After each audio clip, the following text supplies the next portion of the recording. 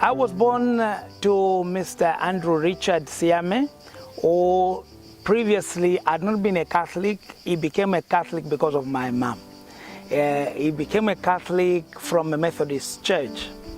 And my mom had even attempted to become a nun, and later on gave up the idea, and I think it was right that she did, because I would not be here. And you know, that was way back in 1953, and 1953 she got married to Mr. Richard Siame, and the firstborn came into being in 1954. And then after that, the rest of us were born. I'm the eighth child in the family, and we were four boys, 6 girls.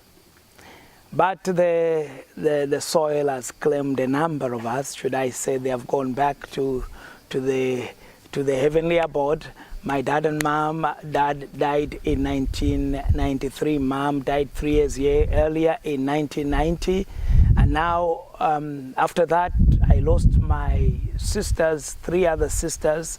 Before that, in 1961, my brother George had died. And 1968, in 1972, my elder sister was born in 1968, my immediate elder sister, Imelda, had passed on at the age of 5. And at the moment, we are remaining 5 of us. 3 brothers and 2 sisters.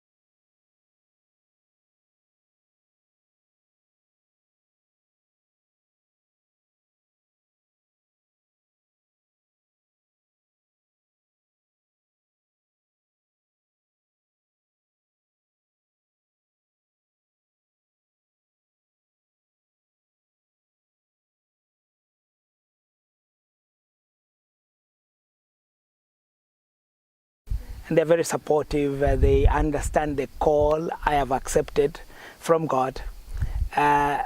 My calling was something that, should I say, was prophesied by my.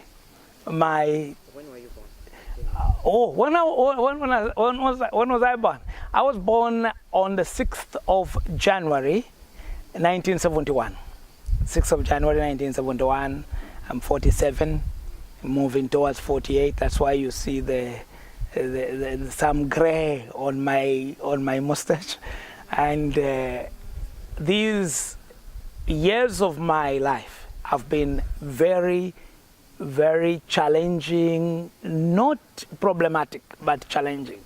And I've never met any obstacle in my life, but I've met challenges. I've met stepping stones. When I was growing up, I wanted to be a politician. That was my first thing. And so I tried to get involved in something that would make me be outspoken. So drama, to take out of me that timid nature that I had from childhood. I was very timid. Even to stand in front of people was very difficult for me. I would be shivering, especially when they would ask me to say something in English. I would be trembling. But somewhere, some courage grew. I don't know where. But I remember at the age of 14, standing up in front of people and preaching at the funeral. And where I used to get some of those stories, I don't know. That was a spark for my own calling to say, if I can preach in front of all these old people at this age, I mean, much older than me, and my sisters clapping for me, well done, little boy, you are doing well, you can be a good priest. But my mom was much more of a vocation sparker for me than anybody else. She was originally of Mary, and she loved Mary, Mother Mary, so much that she became the president of the regionaries at the cathedral, and she was a woman who loved the rosary so much that she would push us even to pray the rosary, you know. In that time already, with the Protestant influence around us, we had doubts about the rosary. Why do you repeat all this? Hail Mary, Hail Mary, Hail Mary. Can't you just say it once? And why should you be praying to somebody? Before I understood what that meant, I would even condemn my mom. And now I praise this woman, may her soul rest in peace. She died on the 26th of June, 1990. Of cancer, but this woman taught me what it meant to be a Catholic. I boast now because I'm the only Catholic in the family remaining. After our parents died, others went their own ways.